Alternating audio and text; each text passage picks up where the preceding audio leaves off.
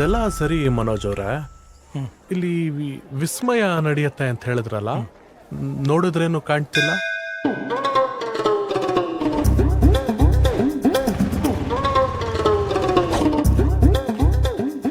Sir, ಇಲ್ಲೇ ಕಾಣ್ತಿದೆಯಲ್ಲ ನಿಮ್ಮ ಮುಂದೆನೆ.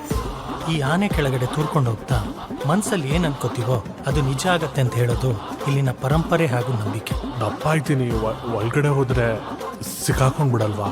ದೇಹಕ್ಕಿಂತ ದೈವ ದೊಡ್ಡದು, ನಿನಗೆ ಅಪ್ಪಣೆ ಆಗಿದೆ, ಹೋಗು ಮಗನೇ.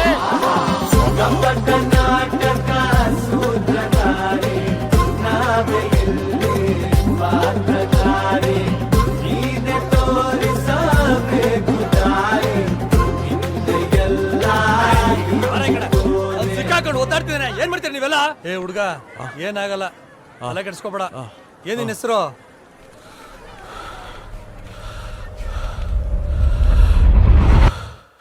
ಮೊಹಮ್ಮದ್ ಇಸ್ಮಾಯಿಲ್.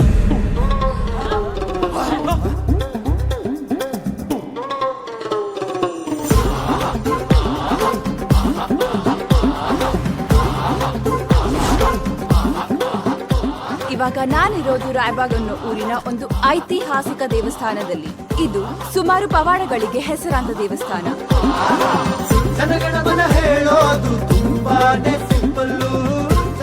ಈ ಊರಲ್ಲಿ ಒಂದು ಸಮಸ್ಯೆ ಆಗಿದೆ. ಏನಪ್ಪಾ ಅಂದ್ರೆ, ಒಬ್ಬ ಮುಸಲ್ಮಾನ ಹುಡುಗ ಈ ದೇವಸ್ಥಾನದಲ್ಲಿರೋ ಆನೆಯ ಕೆಳಗೆ ತೂರಕ್ ಹೋಗಿ ಸಿಕ್ಕಾಕೊಂಡಿದ್ದಾನೆ. ಅವ್ನ್ ಮುಸಲ್ಮಾನ ಅಂತ ಗೊತ್ತು, ದಪ್ಪ ಇದಾನೆ ಅಂತ ಗೊತ್ತು. ಅವ್ನ ಯಾಕ್ರೆ ನುಗ್ಬೇಕಿತ್ತು? ಸುಮ್ನೆ ಚಿಕ್ಕ ವಿಷಯನ ದೊಡ್ಡದ್ ಮಾಡ್ಬೇಡಿ. ನಮ್ಮ ಉದ್ದೇಶ ಆನೆ ವಿಗ್ರಹಕ್ಕೆ ತೊಂದರೆ ಕೊಡೋದಲ್ಲ.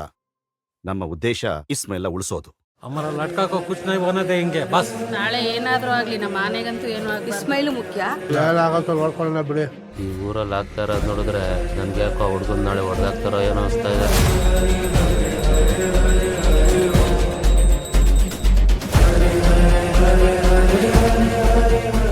ಧರ್ಮಕ್ಕೋಸ್ಕರ, ಸಂಸ್ಕೃತಿಗೋಸ್ಕರ, ಸಂಪ್ರದಾಯಕ್ಕೋಸ್ಕರ, ನಮ್ಮ ಪವಾಡ ಮೂರ್ತಿ ಆನೆಗೋಸ್ಕರ ಇವತ್ತು ನಾವು ಇಸ್ಮಾಯಿಲ್ನ ಮುಗಿಸ್ತಾ ಇದ್ದೀವಿ.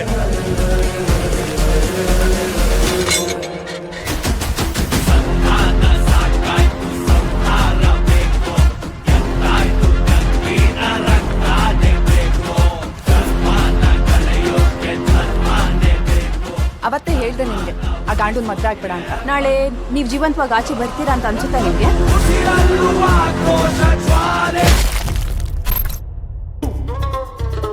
ನಾವು ಮಾಡಿರೋ ಸರ್ವೆ ಪ್ರಕಾರ 77% people say Ismail will die, 30% people say ISIS is involved and 80% people say Chinese funding.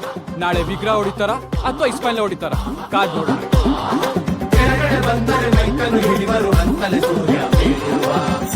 ಬಂದೋನೆ ಭೂಮಿಲಿ ಗೆಲ್ಲೋನು ಅಷ್ಟೇ ಶಿವ.